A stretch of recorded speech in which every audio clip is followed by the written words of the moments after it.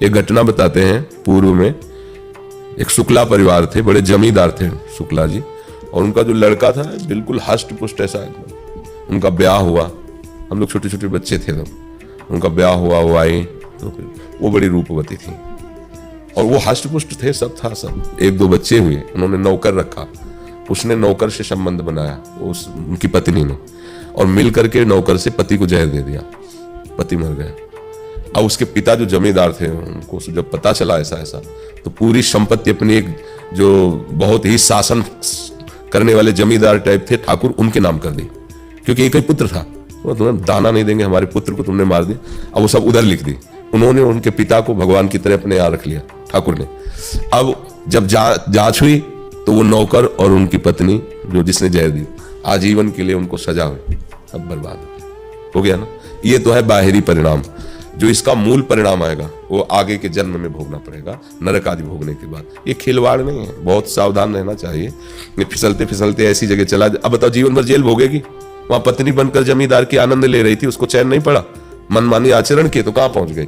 छोटे छोटे दो बच्चे गलियों में रोटी मांगते घूमते थे। उस जो जमींदार था वो, क्योंकि सारी प्रॉपर्टी उसने ठाकुर को दे दी जलन में कि तूने हमारे बच्चों को मारा, 1 रुपया, अब पिता के पास अधिकार है, दे दिया।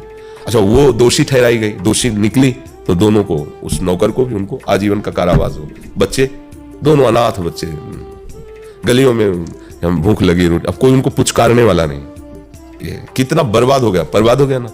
ऐसे आज आप लोग मनमानी आचरण करेंगे तो कल आपका जो घेर करके आएगा कर्मों से, अवश्य में भोक्तव्यम, भगवान कह रहे हैं अवश्य में भोक्तव्यम कृतम कर्म शुभाशुभम, वो तुम भोग नहीं पाओगे।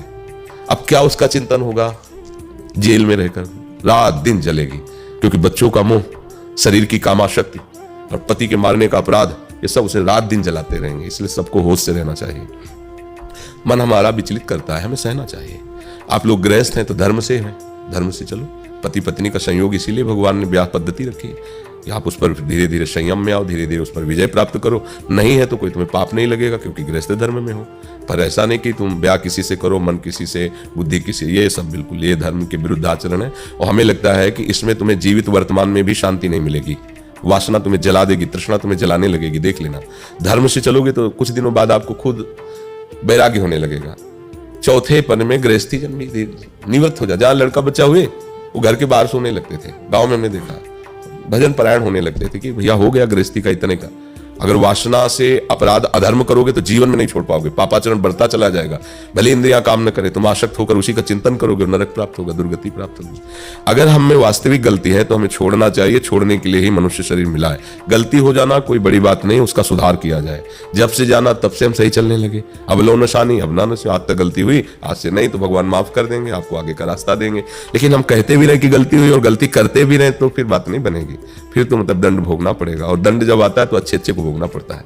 बड़े, अब जैसे पूर्व जन्म में कोई कर्म बना हमसे तो हमारी दोनों किडनी फेल है, अब डायलिसिस हो रहा है, ये परेशानी वो ये तो कृपा कहो कि लाडली जी की शरण में बचपन से भगवान के मार्ग में, तो वैसे गोद में लिए, नहीं तो गृहस्थी में होते ना तो सड़ते होते, डिप्रेशन में होते, कुछ करने लायक नहीं। कितना खर्चा कहां से कैसे, ये भगवान के, ये कर्म का ही फल है। किसी न किसी जन्म के कर, भीष्म जी जब बाणों के सैया पे पड़े ना तो भगवान से कह रहे हैं साहब ने इस जन्म में क्या कर्म किया, बाल ब्रह्मचारी सब। उनका नहीं, पीछे हिसाब, ये पिछला हिसाब चल रहा है, 6 महीना बाणों की सैया पर। कर्म देखो, इतने बड़े महापुरुष को भी भोगना पड़ रहा है तो फिर औरों की बात क्या है। तो इसलिए सावधान रहो, कोई कर्म ना बिगड़ने पावे, ठीक से चलो।